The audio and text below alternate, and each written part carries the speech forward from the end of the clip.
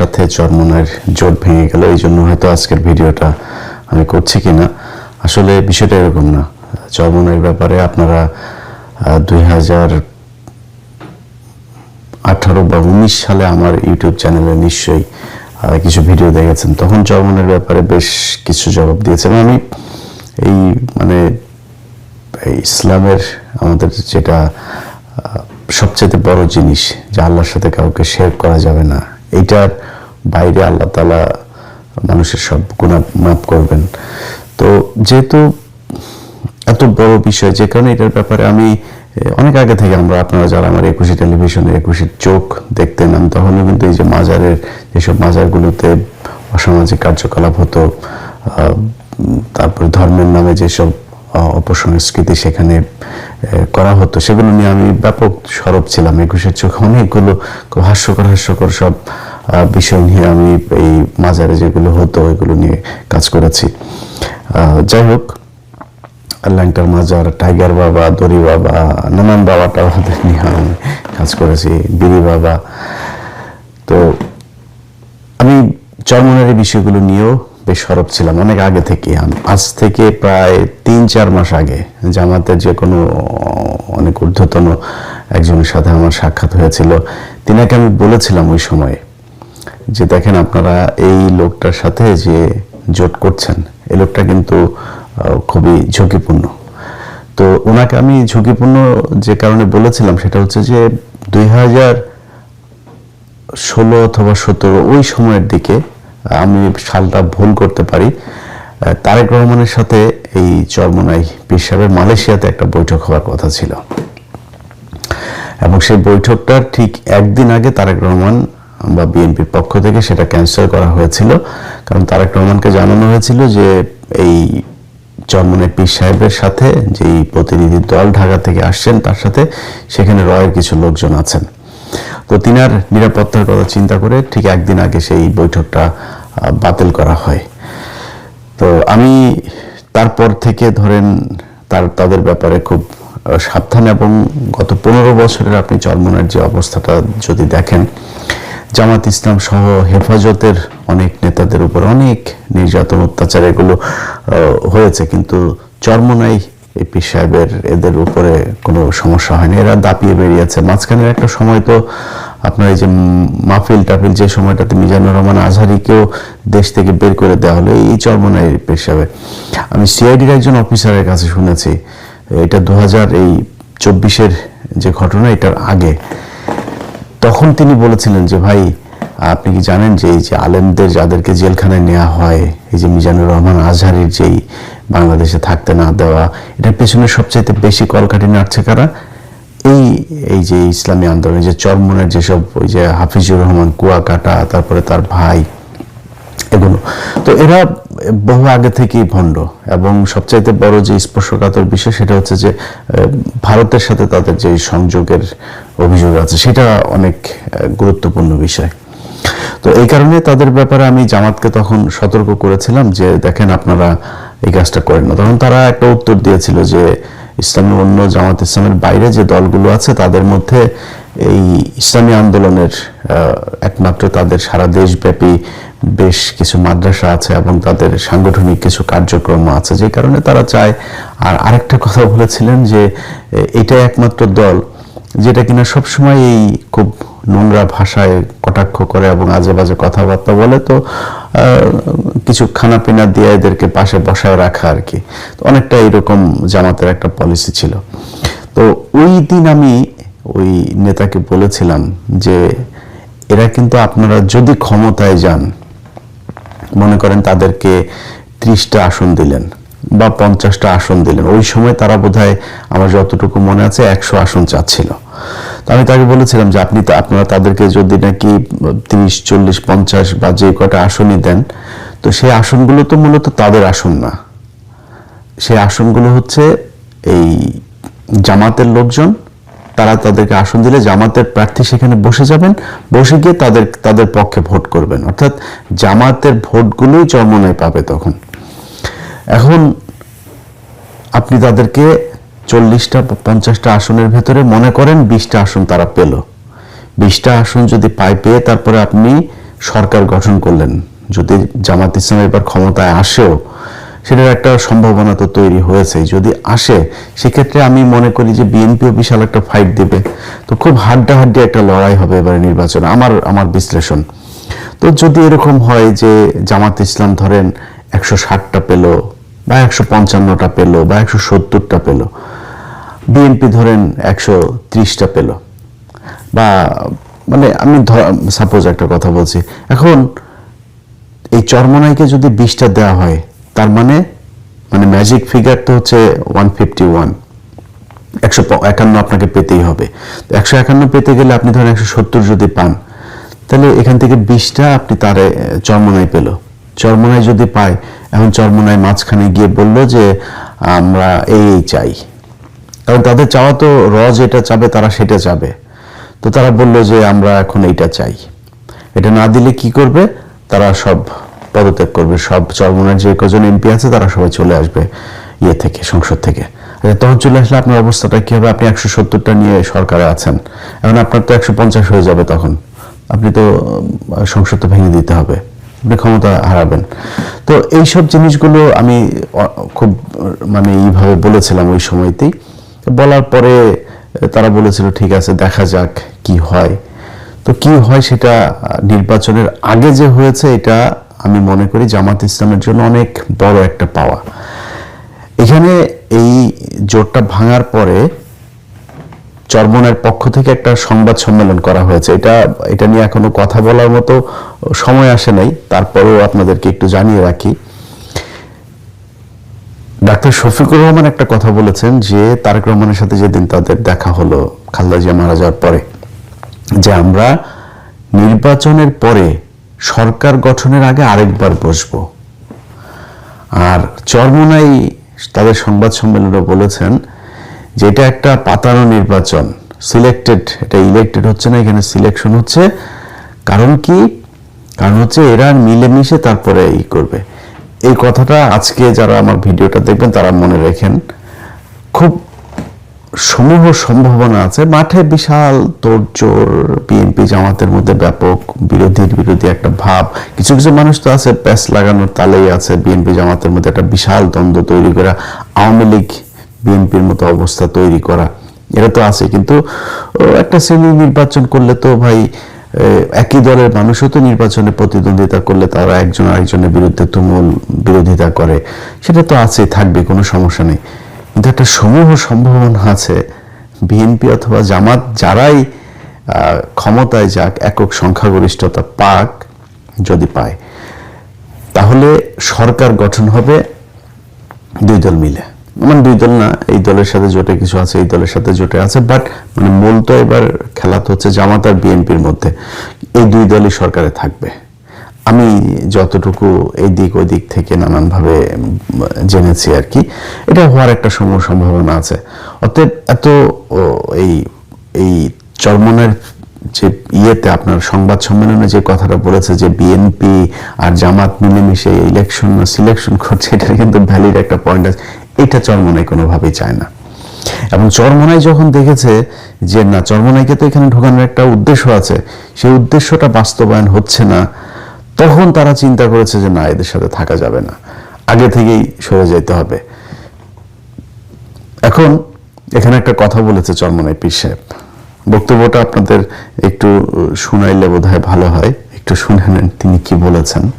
145টা সিটে আমাদের A grade, আমরা এই গ্রেডে আছি 143টা সিট, 143 আসনে এ গ্রেড।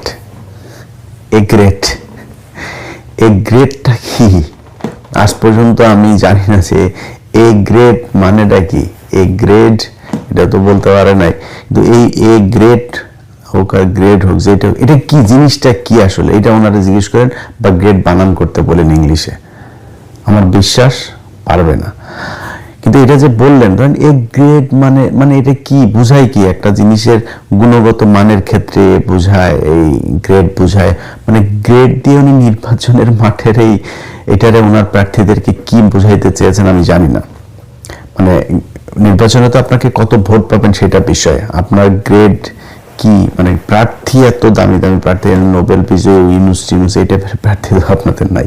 এ গ্রেড মানেটা কি এটা আল্লাহ জানেন। যে 143 আসন, এ গ্রেড তো আছে এখনো তো আসছে, কোনো সমস্যা নেই, তো এটা তো পাবেন আপনারা। 143 আসনে যেহেতু এ গ্রেড, বিসি গ্রেডও আছে বলে বলেছেন ওনার বক্তব্যে।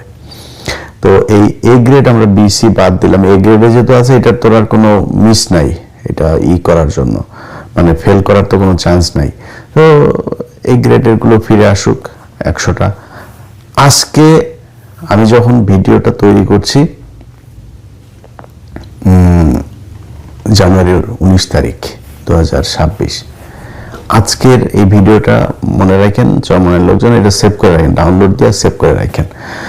এবং বলে রাখলাম 12ই ফেব্রুয়ারি যে নির্বাচনটা হবে, চরমনাই একটা আসনও পাবে না, এটা আজকে বলে রাখলাম, ভিডিও ডাউনলোড করে রাখেন। যদি একটা আসন পান, আপনারা কোনো জোট টোটে না যায়, যদি এক আসন পান, আমি ওই দিন চরমনায় পীর সাহেবকে ফোন করে এই লাইভে এসে তারপরে আপনাদের কাছে সরি বলবো, এক আসন যদি পান, এটা আজকে বলে রাখলাম। আচ্ছা, এখন আমার এই কথাবার্তায় আমার চরমনায়ের অনেক লোকজন আছে, এদের অনেকে আছে ইসলাম প্রিয়, আমি এদেরকে খুব পছন্দ করি, যে কোনো ধর্মেরই, মানে যে কোনো ধর্ম নিয়ে কেউ কটাক্ষ করুক এটা আমি চাই না, এবং যে কোনো ধর্মের কেউ ধর্ম পালন করে সে তার মতো, আমি এটাকে পছন্দ করি, অপছন্দ করি না। তো চরমনায়ের এখানে অনেক লোকজন আছেন, এবং এখানে কিন্তু আপনার এরা আসলেই মানে খুব ইমানদার মানুষ, খুব প্র্যাকটিসিং মুসলিম, এবং বাংলাদেশকে ভালোবাসে, এবং অনেক অসংখ্য এদের আছে, কর্মী সমর্থকেরা আছেন। তাদের কাছে আমার মানে তারা হয়তো তাদের মতো করে চিন্তা করে, তাদেরকে এমনভাবে বোঝানো হয়েছে সেই বিষয়গুলো, তাদের ওস্তাদের প্রতি, হুজুরের প্রতি তাদের বিশাল একটা দুর্বলতা আছে, শ্রদ্ধা আছে, ভালোবাসা আছে। যে ভালোবাসা থেকে তারা তাদের মতো করে মানুষকে, কিন্তু মানে যখন আপনি ছোটবেলা থেকে আপনাকে একটা জিনিস বোঝানো হবে, আপনি কিন্তু ওইটা ওইভাবেই বুঝবেন। ধরেন আমি যদি মুসলমান না হইতাম, আমি মুসলমান পরিবারে জন্ম না নিতাম, আমি একটা খ্রিস্টান পরিবারে জন্ম নিতাম বা হিন্দু পরিবারে জন্ম নিতাম, আমি মুসলমান হইতাম কিনা এটা আমি গ্যারান্টি দিতে পারবো না, আল্লাহ আমাকে সেই হেদায়েত করতেন কিনা। তো তার মানে আমাকে ওই ছোটবেলায় যেটা বিশ্বাস করানো হয়েছে, ওইটাই বড় হয়ে আমি হয়তো সেটা পরীক্ষা করেছি, নানানভাবে চেক করার চেষ্টা করেছি, আমি সত্যটাই পালন করছি না মিথ্যা করছি। বাট আমার গোড়াপত্তন কিন্তু হয়েছে আমার পরিবার থেকে। আপনার যখন ছোটবেলা একটা শিশুকে আপনি মাদ্রাসায় দিয়ে আসছেন, যে মাদ্রাসায় সে তার ওস্তাদের কাছে যেভাবে শিখছে, যেই মানে একটা কোরআনের আয়াতকেই তারা যেভাবে করছে, ধরেন আমি তাদের এই বেদে মারফত নামে তাদের একটা বই আছে, সেটার আমি কিছু ইয়ে করছিলাম, আজকে একটু দেখার চেষ্টা করছিলাম। এই জায়গায় তারা একটা সূরার রেফারেন্স দিয়েছেন। সূরাটা হচ্ছে সূরা ফাতার 10 নম্বর আয়াত। সেখানে তারা বলেছেন যে কোরআনের আয়াতটাতে যেটা মানে দাঁড়ায় এরকম, যে ব্যক্তি বায়াতকে ভাঙিয়া দিল, সে যেন নিজে হালাকাতের মধ্যে ফেলে দিল। এখন চিন্তা করিলে বুঝিতে পারিবেন যে ওই ব্যক্তি কি প্রকার কিয়ামত দিবসে পীর কেবলার সঙ্গী হইয়া উঠিবে। হাসরের দিন পথহারা হইয়া সে নানা দিক দৌড়াইতে থাকিবে। বন্ধুগণ, দুনিয়ার ধোকায় পড়িয়া কখনো আখেরাত খোয়াইবেন না। যারা দুনিয়ার লোভে পড়ে আখেরাত বরবাদ করিয়া দেয়, তাহাদের মেসাল হিসেবে হযরত থানভী রহমতুল্লাহ আলাইহির একটি নকল পেশ করিয়া দিলাম। এই নকল পেশ করিতে গিয়ে মানে এদের কোনো ধরেন কোনো নবীর রেফারেন্স নাই, কোনো সাহাবীর রেফারেন্স নাই, কোনো কোরআনের রেফারেন্স নাই, হাদিসের রেফারেন্স। এদের রেফারেন্স খালি এদের এই যে থানভী, ওই রুমি, হযরত রুমি রহমতুল্লাহ আলাইহি, অমুক পাকিস্তানের অমুক হুজুর, ইন্ডিয়ার দিল্লির অমুক হুজুর, হ্যাঁ, হিন্দিতে উর্দুতে শের মের, এগুলো এদের এখানে আপনি পাবেন প্রচুর। তো এটাই হয়েছে। তিনি বললেন কি, যে যেই ব্যক্তি বায়াতকে ভাঙিয়া দিল, সে যেন নিজে হালাকাতের মধ্যে ফেলিয়া দিল। কোরআনের আয়াতের কিন্তু এইটুকু, আগে পরে কোনো কিচ্ছু কিন্তু নাই। তো আমি এই সূরা ফাতার এটা একটু আগে পরে পুরো ইয়েটা একটু পড়লাম, এবং এটা শানে নজুলটাও দেখলাম। তো সেখানে যায় দেখি যে সূরা ফাতারটা মূলত হুদায়বিয়ার সন্ধির সময়, ওই সময় রাসূল সাল্লাল্লাহু আলাইহি ওয়াসাল্লামের হাতে হাত দিয়ে যারা আপনার করেছিল, বায়াত করেছিল, কিছু কি বলে এটাকে বাংলা কি বলবো, মানে ওয়াদাবদ্ধ হয়েছিল বলা চলে। তো এইটার প্রেক্ষিতে আল্লাহ তাআলা হুদায়বিয়ার সন্ধি করেন, মানে আল্লাহ রাসূল উনি তো যা করেছেন উনি তো সরাসরি আল্লাহর নির্দেশে করেছেন। উনি আল্লাহর নির্দেশে যে কথাটা বলেছেন সেখানে বলা হয়েছে যে আল্লাহ রাসূলের হাতে যারা এটার ব্যাপারে মানে দিল, অর্থাৎ সম্মতি দিল, সেটা যেন আল্লাহর কথার উপরেই যেন তারা সম্মতি দিল। বিষয়টা এটা হুদায়বিয়ার সন্ধির প্রেক্ষিতে একটা কোরআনের আয়াতকে তিনি তার মতো করে এখানে দেড় লাইন বসায় দিয়ে তারপরে তিনি বলে দিলেন যে এটা তার হাতে হাত করাই হলো গিয়ে বায়াত করতে হবে তার হাতে হাতে। আর কয়েকটা আমি আপনাদেরকে আমি মানে খুব আপনাদের বিদ্রুপ করছি না আপনারা ভাই, আমি আগে বললাম যে আপনাদের ভেতরে অনেক আলেম থাকতে পারেন, অনেক ভালো মানুষও থাকতে পারেন। এই 5 আগস্টের যে আন্দোলনেও মাদ্রাসার শিক্ষার্থী, ইসলামী আন্দোলনের শিক্ষার্থীদেরও অনেকের আছে। আমি চাই যে ভাই আমার যদি ভুলে আপনি আমার ভুল শুধরাই দিন, বাট আমার যেটা ভুল মনে হয়েছে আমি আপনাদেরকে ছোট করে কিছু কথা বলি আপনাদের বইয়ের বিষয়গুলো নিয়ে। আমি এই যে আশেক মাসুক এবং ভেদে মারফত এই 2টা বইয়ের থেকে 4-5টা পয়েন্ট আপনাদেরকে একটু বলে রাখি। আচ্ছা, এর মধ্যে ভেদে মারফতের 34 নম্বর পৃষ্ঠা থেকে আমি একটা জিনিস দেখাই, সেটা হচ্ছে যে বান্দা অসংখ্য গুনাহ করার ফলে আল্লাহ পাক তাহাকে কবুল করিতে চান না। পীর সাহেব আল্লাহ পাকের দরবারে অনুনয় বিনয় করিয়া ওই বান্দার জন্য দোয়া করিবেন যাহাতে তিনি কবুল করিয়া নেন। ওই দোয়ার বরকতে আল্লাহ পাক তাকে কবুল করিয়া দেন। বেদে মারফতের 28 নম্বর পৃষ্ঠায় এখানে বাবা আমার বড় চিন্তা হইল যে কাফন চোর একটা চোরের বিষয় নিয়ে করছে আর কি। ওই চোর চুরি করতো, সে কাফনের কাপড় চুরি করতো, তো তাকে টাকা দিয়েছিল যাতে আর চুরি না করে, কিন্তু সে টাকা পেয়েও তারপরে চুরি করেছে। তো ওই চোরের ব্যাপারে কথা হচ্ছে। বাবা আমার বড় চিন্তা হইল যে কাফন চোরের হাত, ওকে আরেকটু পেছন থেকে পড়তে হবে, সরি, আমার কবরে শায়িত চোরকে তুমি গোসল দিয়ে আমার পাশে দাফন দাও। স্বপ্নের ভিতর খলিফা সাহেব জিজ্ঞেস করিলেন, হুজুর আপনি টাকা দেওয়া সত্ত্বেও যখন চোর এই কাজ থেকে ফিরিয়ে নাই তখন তাহাকে এত সম্মান করার আবশ্যক কি? দরবেশ সাহেব বলিলেন, বাবা আমার বড় চিন্তা হইল যে কাফন চোরের হাত আমার হাতের সঙ্গে লাগিয়াছে, এখন কিয়ামতের দিবস ওকে ছাড়িয়া আমি কেমনে ফুলছিরাত পার হইয়া যাইব। ওগো প্রাণের বন্ধুগণ, আল্লাহর ওলির হাতের সঙ্গে হাত লাগায় রাখার কারণে যদি একজন চোরের মুক্তি হওয়ার আশা করা যায়, তবে হাক্কানি পীরের কাছে মুরিদ হইলে আপনাদের জন্য কতদূর ফায়দা হইতে পারে তাহা চিন্তা করিয়া দেখুন। শয়তানের একটা সীমা থাকা উচিত। মানে ওই চোর ওর কবরে গিয়েছিল ওর কাফন চুরি করতে, ওই হাত লেগে গিয়েছে চোরের ওর হাতের সাথে একটু, এই জন্য ওই চোরের জন্য বেহেশত মানে ফুলসিরাত পার হওয়া মানে আপনি জান্নাতে যাবেন, বেহেশত ফরজ হয়ে গিয়েছে।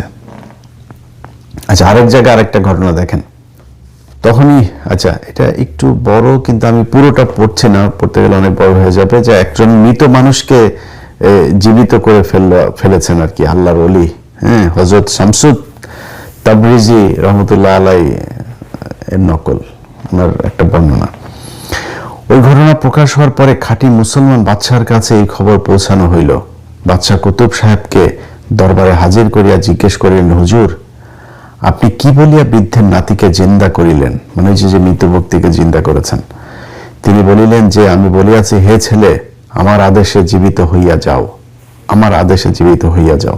বাদশা বলিলেন, আফসোস যদি আল্লাহর আদেশে জিন্দা হইতে বলিতেন। কুতুব সাহেব উত্তর করিলেন, মাবুদের কাছে আবার কি জিজ্ঞাসা করিব তাহার আন্দাজ নাই। এরকম অনেকগুলো এই ভেদে মারফত আর এই যে আশেক মাসুক এই বই, এদের এই চরমনার এই বই যদি আপনি পড়েন তাহলে বুঝবেন যে কি পরিমাণে মানে বলে না জাহেল, ওরে জাহেল, এরা যে কি পরিমাণে জাহেল এটা আপনি বুঝতে পারবেন।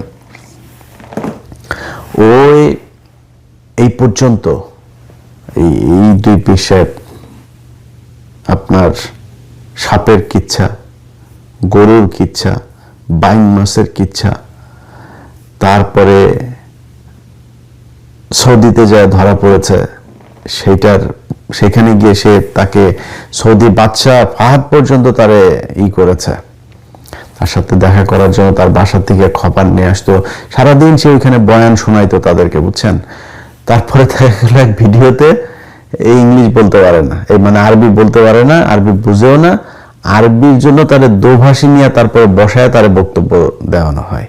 নজরে কোনো এখানে শিরক বিদআত শরীয়তের খেলাফ কোনো নজর বা কোনো দৃষ্টি পড়ছে কিনা? يقول هل رأيتم خلاف الشرع من الشرك والمدانة ما وغيرها؟ رأي شيء ولا خسائر ما رأينا أي مخالفة للشرع. শিরক বিদআতের মধ্যে জানিয়ে শুনিয়ে জড়িত হবে যে আল্লাহকে ভয় দিলে কিভাবে ধারণা করতে পারে? وكيف أخبر عنا بالشرك وأنتم صدقتم هذا القول؟ ما كلنا ندري ما عندنا معلومات يعني عن الموضوع. أمر قصير يخبرون. আমরা তো প্রথম স্টেজ নিয়ে আসছি, কিন্তু দ্বিতীয় তৃতীয় স্টেজ নিয়ে তো আমাদের আলোচনা খুবই কম হয়। نحن الآن نناقش الشرك الحقيقي. যাই হোক, এই হচ্ছে কি এই চরমোনাই পীর সাহেবের এই ভণ্ডামি।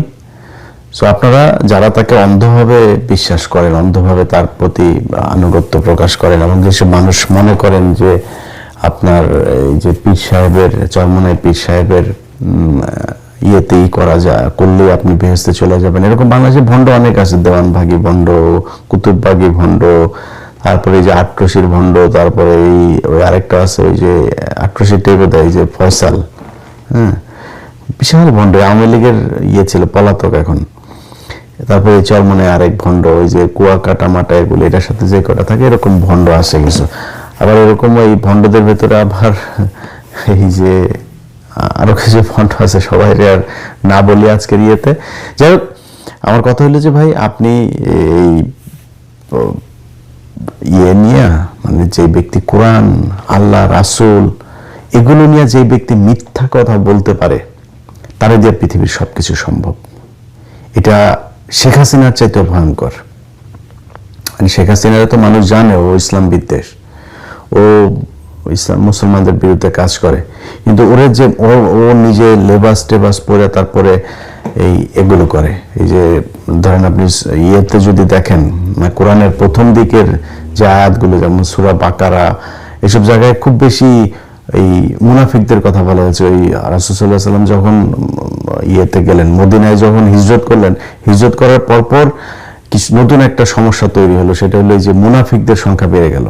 এরা সামনে এসে রাসূল সাল্লাল্লাহু আলাইহি ওয়াসাল্লামকে বলে, হ্যাঁ আমরা সবাই কালেমা পড়েছি, আবার ওরা বাইরে গিয়ে তারপরে বলে যে আমরা কোরআন আমরা আসলে ওদের সাথেই করেছি। আবার কিছু ক্ষেত্রে পরিবারের সবাই হয়ে গিয়েছে, দুই একজন হয় না, এরা কিছুটা এইদিকে কিছুটা ওইদিকে, কোনো বড় ধরনের জানমালের প্রশ্ন আসলে তারপরে তারা আবার পেছনে সরে যায়, এরকম কিছু সমস্যা তো।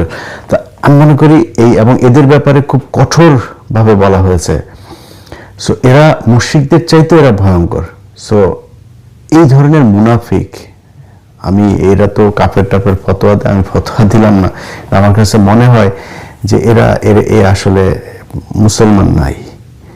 কারণ যেই ব্যক্তি নিজেকে কিছু মানুষের টাকা পয়সা নেওয়ার জন্য, কিছু মানুষকে তার পেছনে ঘোরানোর জন্য, অন্ধভাবে তার ভক্ত বানানোর জন্য যে কোরআনের বিকৃত করে তারপরে প্রচার করে, আল্লাহর সাথে যার মানুষকে শিরক করায়, তার কারণে অনেক মানুষ শিরক করে। এই যে বায়াত হয়ে এই যে এগুলি করে, এই যে ফুলসিরাত পার হয়ে তারপরে ইয়ের দিন জাহাজে করে তারপরে তার ইয়েতে নিবে, ভেস্তে নিবে, এরকম আছে না?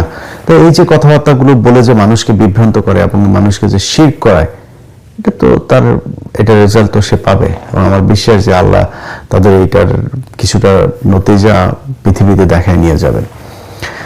তো আমার আজকে যে মূল আলোচনা, ভাই জামাত ইসলামের যারা তাকে নিয়েছিলেন আজকে বের হয়েছে, এটা বের হওয়াতে আমি মনে করি জামাত ইসলামের সবচেয়ে বড় যে সুবিধাটা হয়েছে, জামাতের এখন এবারের নির্বাচনে তাদের ইউএস এর সাথেও তাদের যে এখানকার যেসব বৈঠক টৈঠক হয়, তারপরে বিদেশি কূটনীতিকদের সাথে, বাংলাদেশ তো পৃথিবী এখন গ্লোবাল ভিলেজ, তো এখানে তো তাদের সবার সাথেই করতে হয় মিলেমিশে, তারপরে তাদের সম্পর্ক বিল্ড আপ করতে হয়, ক্ষমতায় গেলে কি করবে সেটা তাদেরকে আপডেট রাখতে হয়।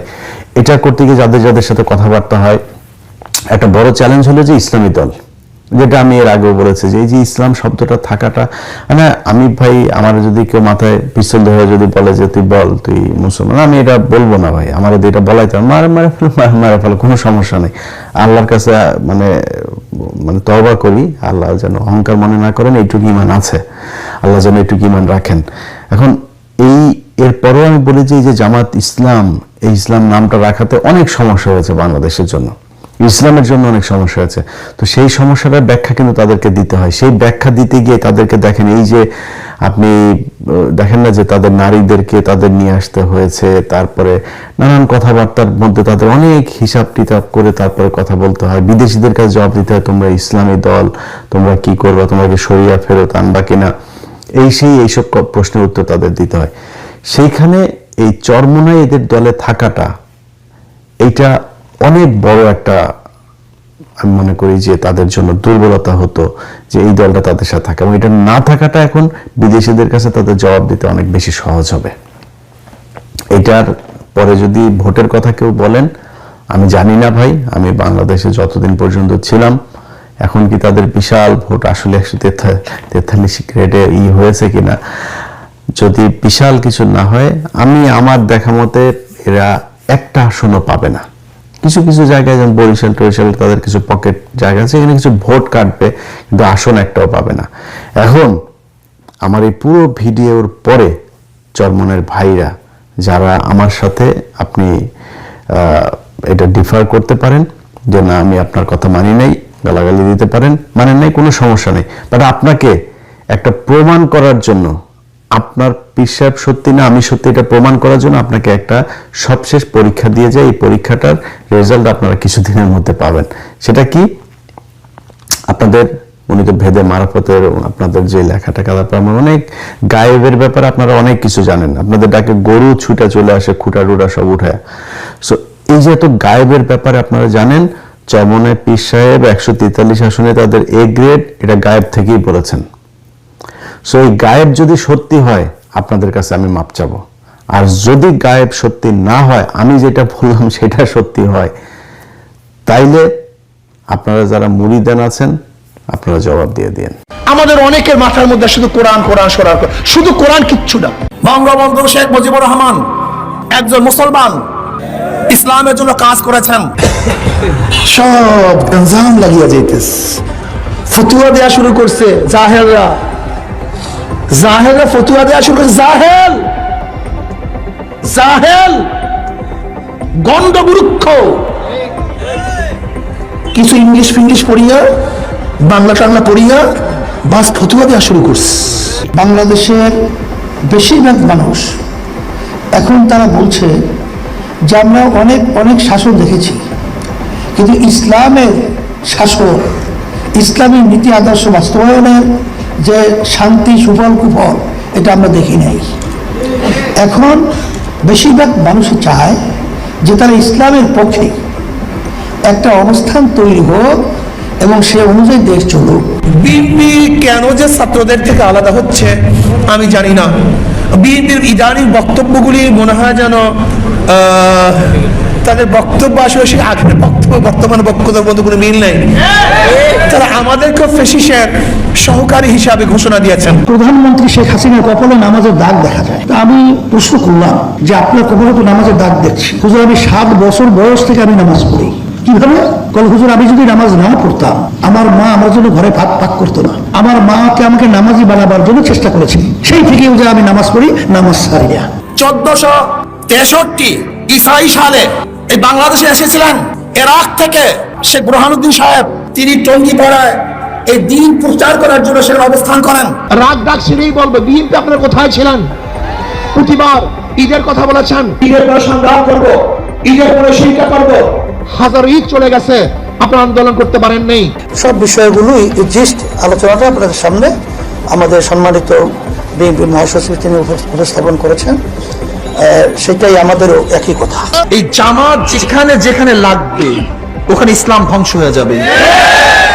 জামাত লাগছে আলিয়া মাদ্রাসার মধ্যে, আলিয়া শুধু কোরআন কোরআন, এর মধ্যে শুভঙ্করের ফাঁকি, এটা আহলি কোরআনিয়াদের স্লোগান। খুব হুঁশ রাখতে হবে। গিয়ে আল্লাহর কাছে বলতেছি, ইয়া নবী আল্লাহ সাল্লাল্লাহু আলাইহি ওয়াসাল্লাম, আমাদের বাংলাদেশের পরিস্থিতি এই, শেখ হাসিনার পক্ষে যাব না খালেদা জিয়ার পক্ষে যাব? আল্লাহ নবী বলতেন, যা তাহলে কি করবে, যেহেতু বড় দুইটা দল, তোরা সব শেখ হাসিনার পক্ষে যা। কি কথা ঠিক আছে না? আল্লাহ পাক যেন এদের উপরে পরিপূর্ণ গজব ঢালে। আল্লাহর কাছে বলি, আল্লাহ যেন সেই গজব আমার চোখে দেখায়, এবং আল্লাহ পাক গজব নাজিল করবে, কোনো সন্দেহ নেই। আল্লাহ হাফেজ।